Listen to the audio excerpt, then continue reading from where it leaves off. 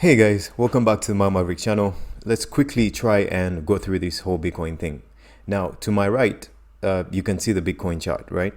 It's obviously it has recovered majorly. Yesterday, Bitcoin scraped $30,000, and I'm looking at the charts. It's $38,000. I'm like, I should have bought some Bitcoin yesterday. Guys, thank you for coming for watching my Maverick. I try to hesitate to talk about prices because I feel like I'm regurgitating, but I feel like these conversations are important. These conversations of what Bitcoin is doing, what Ethereum is doing, despite the flaws that they have. They bring us a flavor to the market. Without them, the markets will not be the way they are. So we have to respect them in their own right. So I'm looking at this Bitcoin chart. So obviously this has all been preceded by, Elon Musk announcing Tesla is not taking Bitcoin anymore. And so people were kind of used to Elon Musk tweeting, and the market was kind of becoming immune to Elon Musk's tweets, after a barrage of tweets about Dogecoin and about Bitcoin and now being seemingly bearish on Bitcoin and this changing his mind here and there.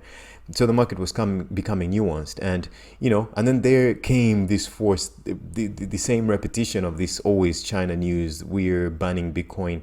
It's obviously suspicious that it's a way to spook the market so that some powers that are out there can scoop up more Bitcoin. So it's a shame. It's a shame that we saw Bitcoin drop to $30,000. The whole market was scared, and I'm pretty sure a lot of people that were longing Bitcoin got shorted. Hence, a lot of market was knocked out. A lot of money was knocked out of the market. And now I'm looking at the graph. This is Binance. For those people, for the people in the US, I think there's Binance US there. But the crowd is very diverse. That's the lovely thing about YouTube and the internet. So you look at this chart, you're like, okay, Bitcoin has already gone up by $8,000. That's crazy. Let's read this short article about China and try to understand what exactly happened.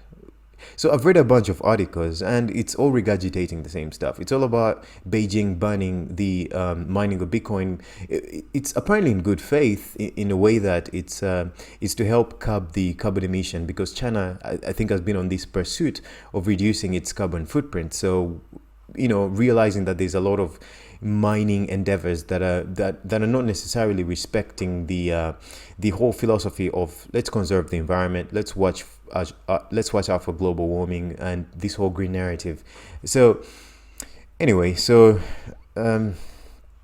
is an article by Reuters. China crypto mining business hit by Beijing crackdown. Bitcoin tumbles. So this was written on the 24th. Yeah, pretty much today. So the cryptocurrency miners, including Hashcow and BTC.top, have halted all or a part of their China operations after Beijing intensified a crackdown on Bitcoin mining and trading, hammering digital currencies amid heightened global regulatory scrutiny. A state council committee led by Vice Premier Liu He announced the crackdown late on Friday as part of the efforts to fend off financial risks. It was the first time China's cabinet has targeted virtual currency mining, a sizable business in the world's second biggest economy that some estimates say accounts for as much as 70% of the global crypto supply. Guys, it's like China is leading in manufacturing and all this, and they're also leading in mining. That's why it makes sense that if there's an attack on Bitcoin, the price is going to drop, because the market is genuinely scared, especially the market within China and consequently the global market. Cryptocurrency exchange Huobi on Monday suspended both crypto mining and some trading services to new clients from mainland China, adding it will instead focus on overseas businesses.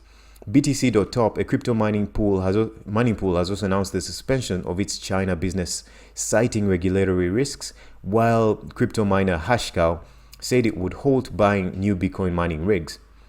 So, crypto miners use increasingly powerful, specially designed computer equipment or rigs to verify virtual coin transactions in a process which produces newly minted coin currencies such as Bitcoin. We know these are mostly ASIC miners. Some people use GPUs, especially for Ethereum, but ASIC miners, application-specific integrated circuits, that's what's normally used for Bitcoin to solve this puzzle, this number called a nuance, a number used only once, yada yada. So the crackdown is also part of China's step-up drive to curb speculative crypto trading, he added. Bitcoin took a beating after the latest Chinese move and is now down nearly 50% from its all-time high. It shed as much as 17% on Sunday before pairing some losses and was last trading steady in Asia.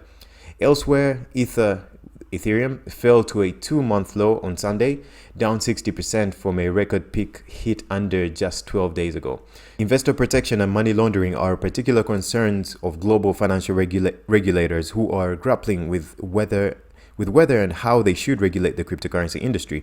The latest shakeout, it's called a shakeout. This language is funny though. The latest shakeout in digital currencies also stems from tighter scrutiny in the United States. Last Thursday, U.S. Federal Reserve Chairman Jerome Powell said that they pose risks to financial stability and indicating that greater regulation of the increasingly popular electronic currency may be warranted. You can read more there. Huobi also strives to abide by the evolving policies and regulations of each jurisdiction, Huobi said in a statement to Reuters.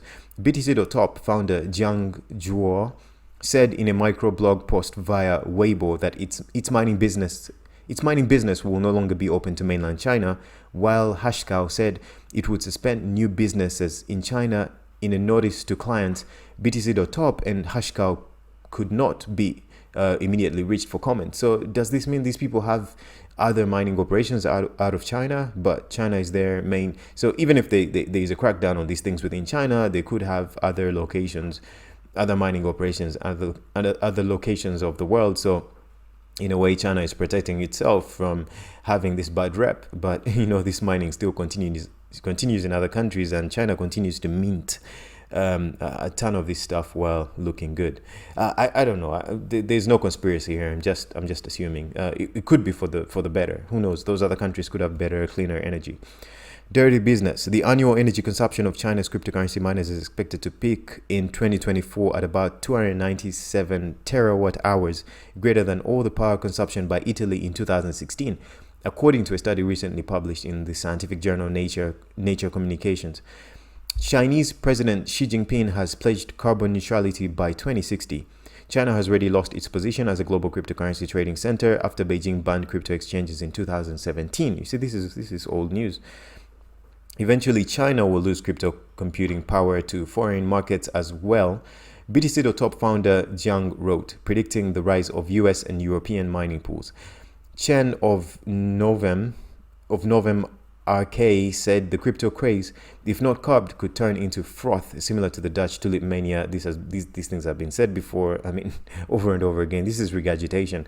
In the 17th century, often regarded as the first financial bubble in recorded history. The only difference is that after the tulip bubble bursts, there were still some beautiful flowers left, Chen said. But then the virtual currency bubble, if the current virtual currency bubble busts, what would be left are merely some computer codes. So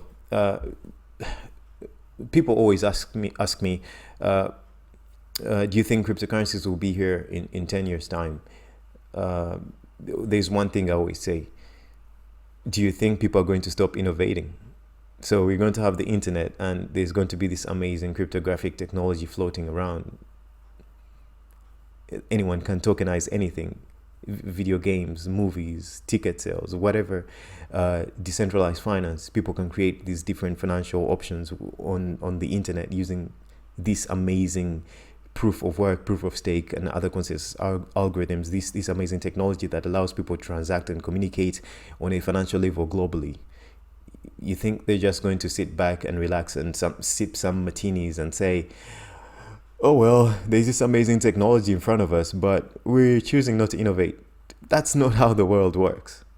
So if someone asks me, will cryptos be here 10 years from today? I say, unless there's a fundamental flaw within especially Bitcoin, since it was the first, in its consensus algorithm. If someone is able to perform a double spend, if somehow quantum computing shows up and destroys, if quantum computing was to destroy the crypto community, would have the Bitcoin blockchain would have a much bigger problem on our hands, because virtually any other password in the world could be hackable, and would have a much bigger problem on our hands. It just wouldn't be Bitcoin. bank accounts would be hacked, so many things would be hacked. So naturally technology will evolve in a way that it's resistant or quantum resistant. So this is news, this is flack. I know things are scary. It's good that Bitcoin has kind of recovered, and that's partly, maybe that's why I'm speaking like this in this video, because I have a bit of confidence because the market has recovered. But be vigilant out there, the markets could still drop, but it's a good thing to see that there's recovery. However, continue paying attention and read through the news, try to understand what they're doing, not what they're saying. So I don't know. That's all I had to say. Really, I just wanted to read that article. There's this China thing going on, but we all know cryptos are here to stay. I think that's all I have to say. So just pay attention, look at the details, look out for cryptocurrencies that are innovating in a major way, an impactful way, and try and understand their technology. It's not just Bitcoin. It's not just Ethereum. There's other amazing ecosystems that are building amazing technologies. Guys, thank you for watching.